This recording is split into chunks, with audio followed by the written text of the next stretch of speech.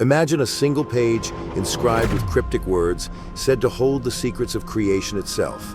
This is the Emerald Tablet, a text attributed to Hermes Trismegistus, the legendary sage who bridged the divine and the mortal.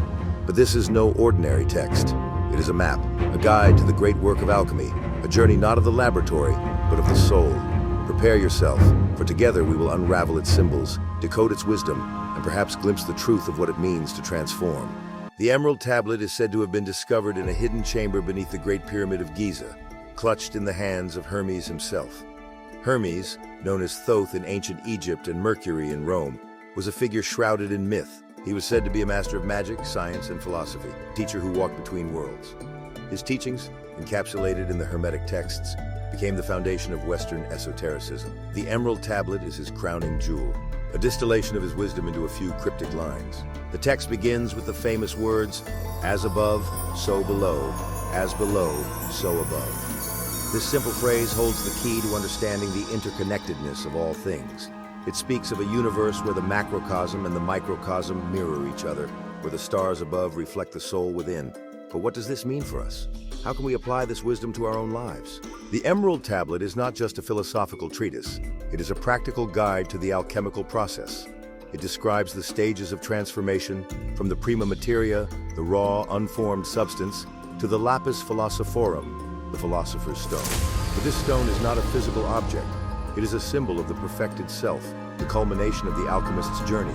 The text speaks of dissolution and coagulation, of separating the pure from the impure, of death and rebirth. These are not chemical processes, but spiritual ones. The first stage is nigredo, the blackening.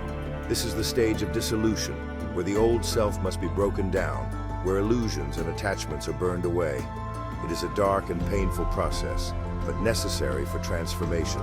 The alchemist must confront their shadow, their fears, their deepest wounds. Only by facing the darkness can they begin to see the light.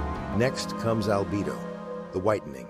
This is the stage of purification, where the soul is cleansed of its impurities. It is a time of reflection, of clarity, of seeing the self as it truly is. The alchemist begins to understand the unity of all things, the interconnectedness of the cosmos. They see that the work of transformation is not just about the self, but about the universe itself.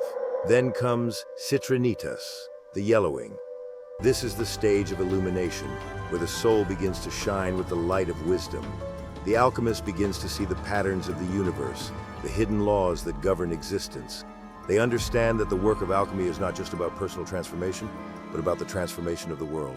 Finally, there is rubedo, the reddening. This is the stage of completion, where the philosopher's stone is achieved.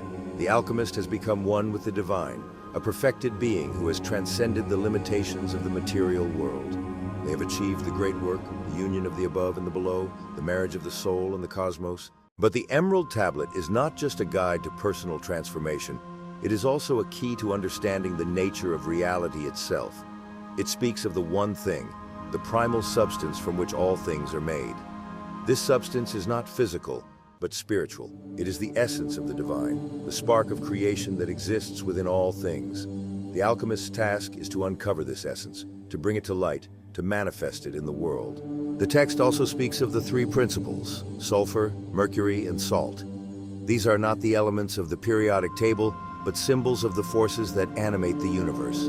Sulfur represents the active masculine principle, the spark of life, the will to create. Mercury represents the passive feminine principle, the fluidity of thought, the receptivity of the soul. Salt represents the balance between the two, the stabilizing force that holds the universe together.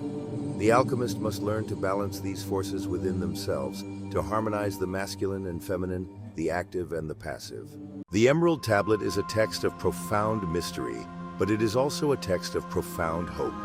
It tells us that transformation is possible, that we can transcend our limitations, that we can become more than we are. It tells us that the secrets of the universe are not hidden in some distant star, but within ourselves. So, what does the Emerald Tablet mean for us today? How can we apply its wisdom to our modern lives? The answer lies in the journey itself. The great work is not about achieving some distant goal, but about the process of becoming. It is about facing our shadows, purifying our souls, and shining with the light of wisdom. It is about understanding that we are not separate from the universe, but a part of it, a reflection of the divine. As we close this journey into the heart of the Emerald Tablet, let us remember its most profound lesson. As above, so below. As below, so above. The universe is within us, and we are within the universe. The work of transformation is not just about the self, but about the cosmos itself. If this exploration of the Emerald Tablet has ignited a spark within you, share this video and join the conversation. What does transformation mean to you? How do you see the interplay of the above and the below in your own life? Together, let us continue to unravel the mysteries of existence and walk the path of the alchemist.